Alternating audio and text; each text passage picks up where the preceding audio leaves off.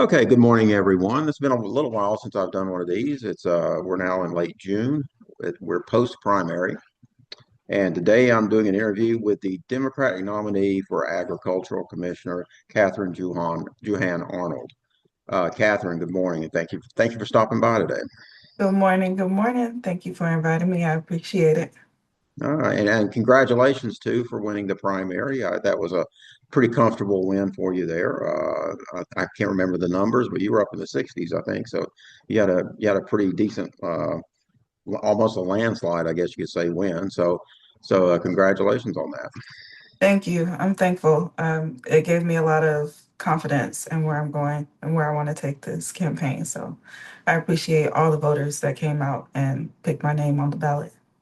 Okay, well, uh, and I always like to thank all candidates up front for running. Just offering yourself up like that's a is a sacrifice to your life, and we appreciate you doing that for us. And so let's get into your campaign a little bit. I always like to start by giving the candidate sort of 2 or 3 minutes to just introduce yourself and tell us a little bit about you, your background, your family, whatever you think's relevant. So I'll turn that over to you now. Go ahead. Okay. Well, like you said, I'm Katherine Juhan-Arnold, and I really just want to make the Department of Agriculture a place that people understand. I want people to realize that this is a regulatory role. It involves every Georgian, not just the farmers, not just the small business people, it's everybody. If you put food in your mouth, then this office touches your life. Um, I really a lot of people say that they really don't know much about me. So let me give you some personal details. I'm a mom, I'm a wife. I still keep my 9 to 5. So I'm just a regular person out here who wanted to make a difference. And I can see where change can happen if we all stick together and make sure we're doing the right thing. My goal is to be a good steward in everything that I do. And I hope that that shines through this campaign, truly.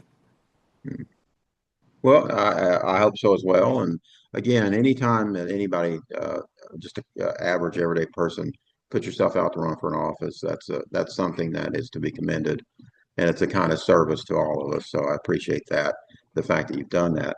What was it about agriculture specifically, versus, there are all these other there's insurance commissioners, labor commissioner, and other offices. What was it about that particular office that drew your interest?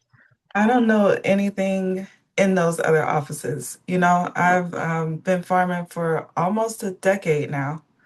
Um, and I want to say I started hobby growing in 2014, but in 2017 I turned it into a business, and I've been have a farm and track number, got a few plots under my belt, started doing the actual work for real in 2017. So this was the office that I knew the most about. It is the one that I feel is the heart of Georgia. So our food, our pets, the gas that we put in our cars to go from A to Z, it's the one that can make a lot of people's lives easier if we just put the right time and effort into it.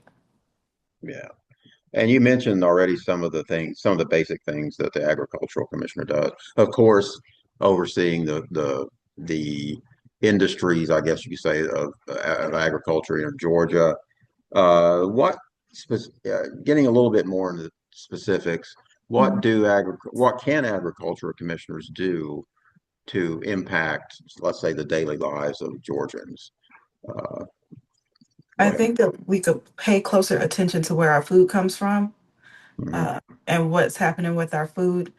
I think that the consumer side of it, the regulatory side of this office is being ignored. And I think that when we put some thought into how the food we're consuming is going to affect our future, then it starts to make more sense to look at what we're actually putting in our mouths right now. A lot of things, my grandmother used to say to me, "Oh, it's okay. I used to eat this when I was, but it's not the same anymore. It's not the same product that she consumed back then." And I think that we have to hold the people who are responsible accountable and figure out how we're going to make the food that we eat nutritious again. Because from what I can tell, it's really not there anymore. And uh, now I have an impression that you can correct me if I'm wrong. I live way up here in North Georgia, close to Tennessee. There's not a lot of large scale agriculture up here. We, chicken farming and some cattle farming, that sort of thing. To me, the big farms are down in South Georgia.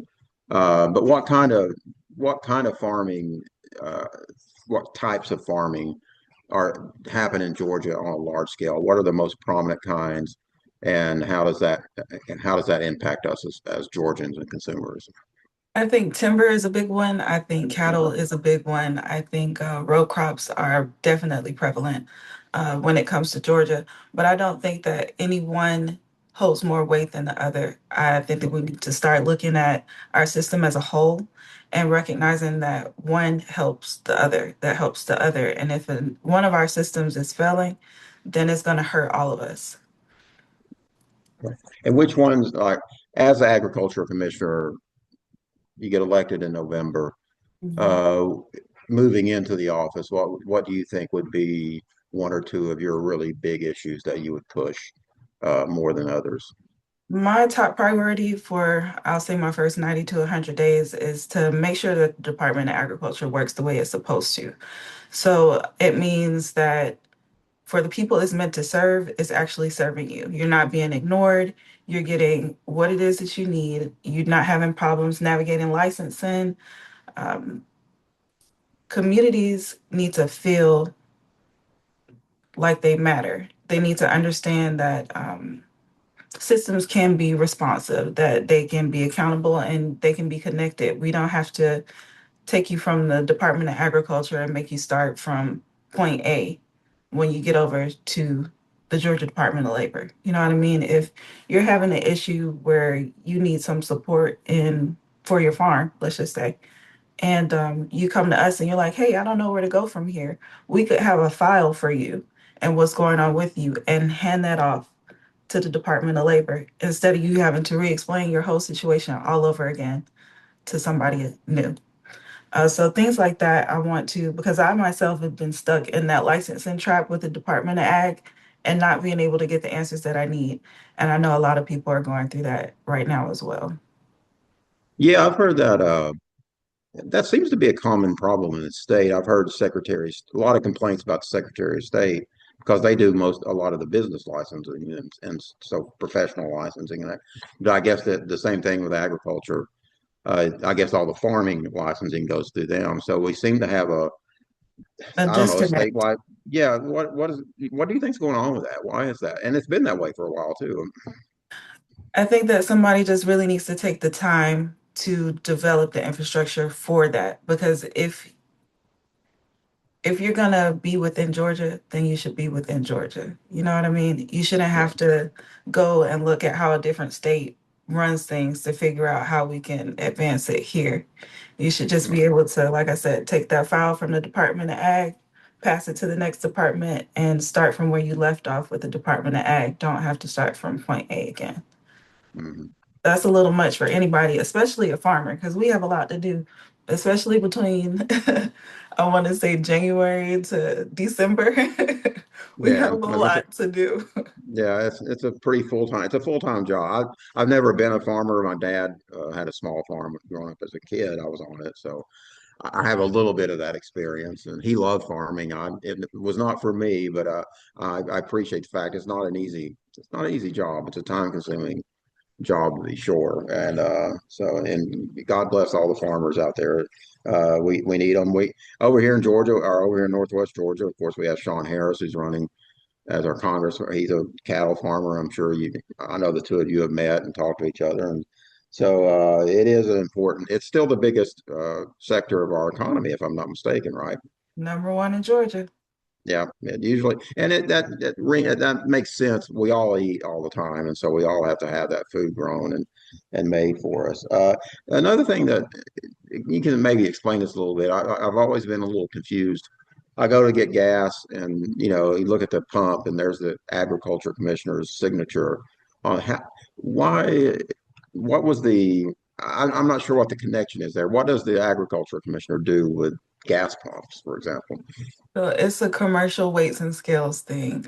So the gas pump has a measure on it. It has a scale on it. Mhm. It's supposed to read as soon as you start pumping, the gas is supposed to come out.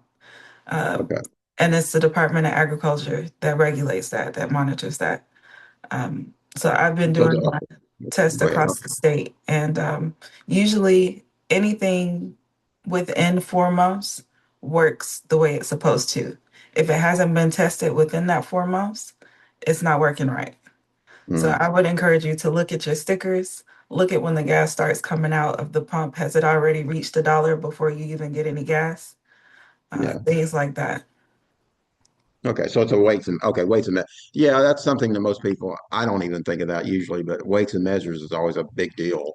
Somebody has to do it, and I guess agriculture does it in Georgia. Okay, that makes sense. Okay. Okay, cool.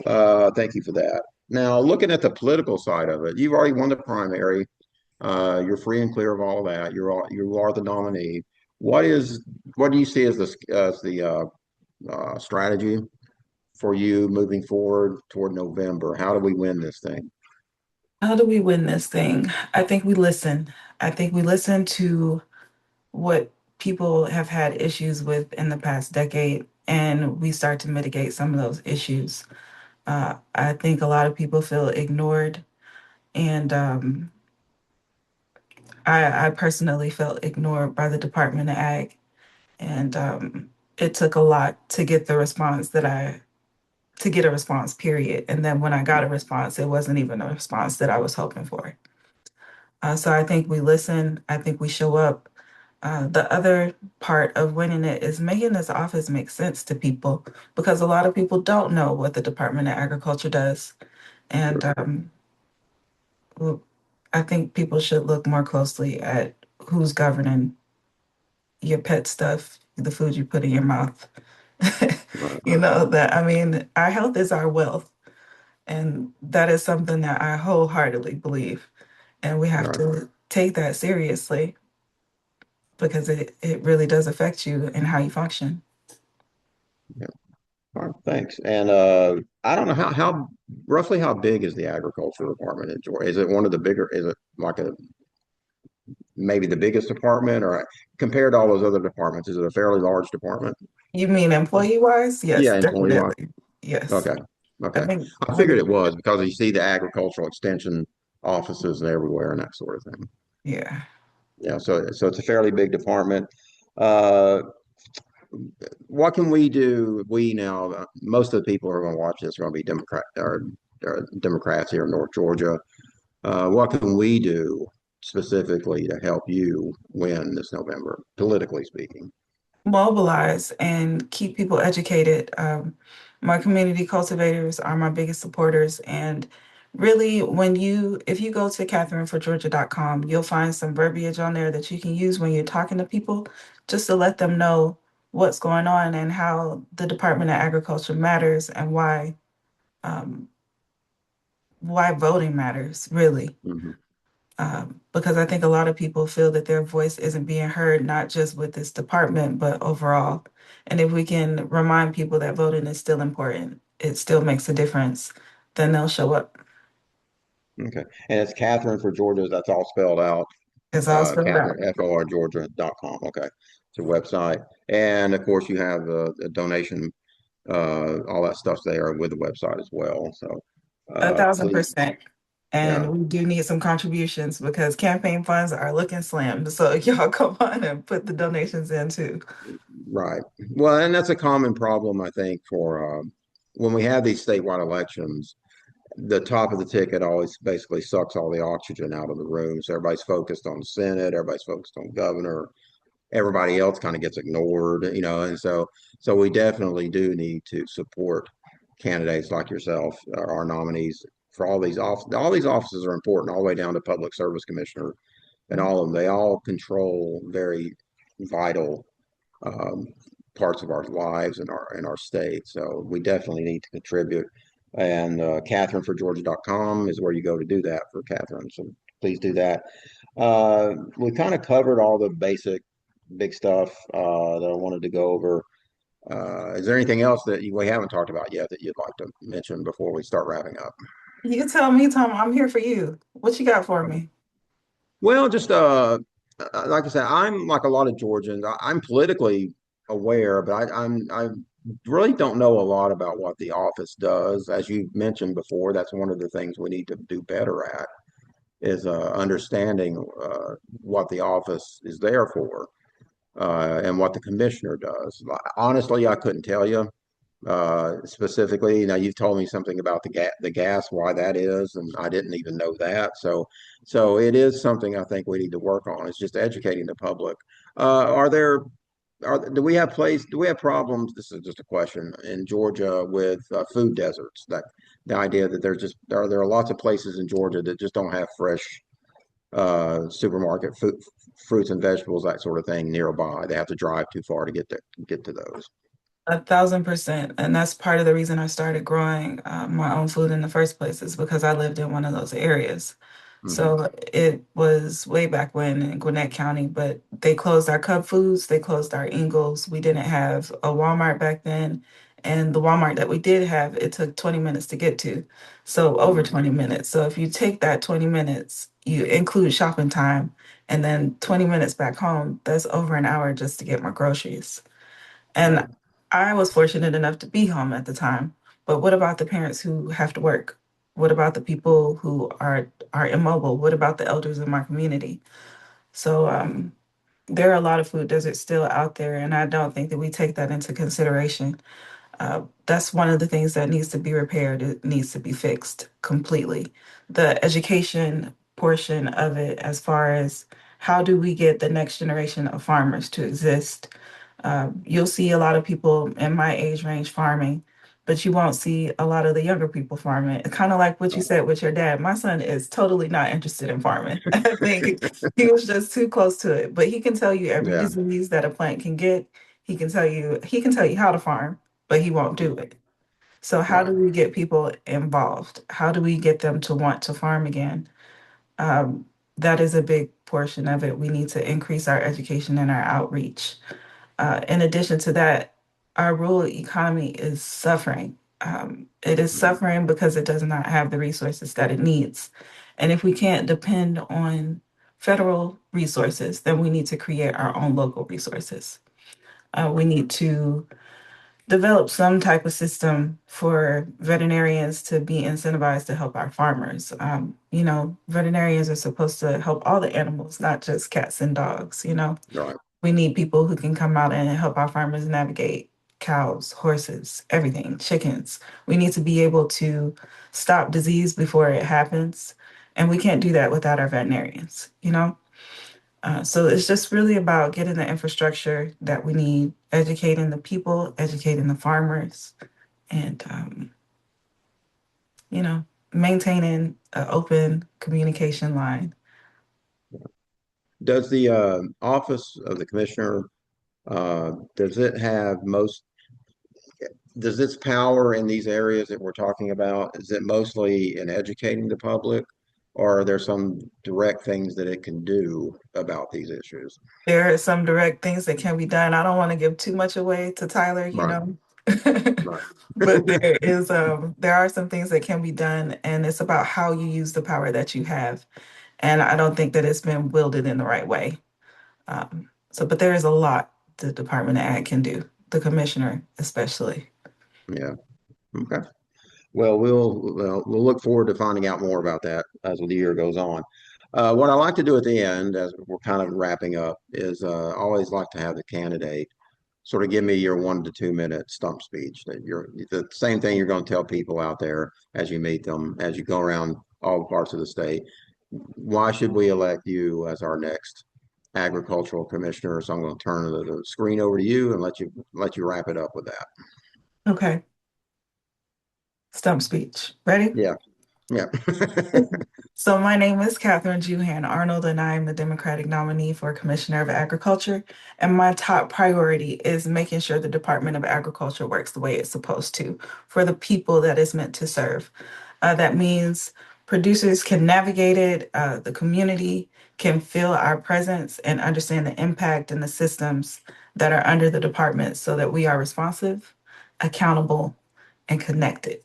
And that doesn't just mean the Department of Ag, that means each department within Georgia. We are connected as a whole to serve you. From there, I would begin building a single front door case navigation structure.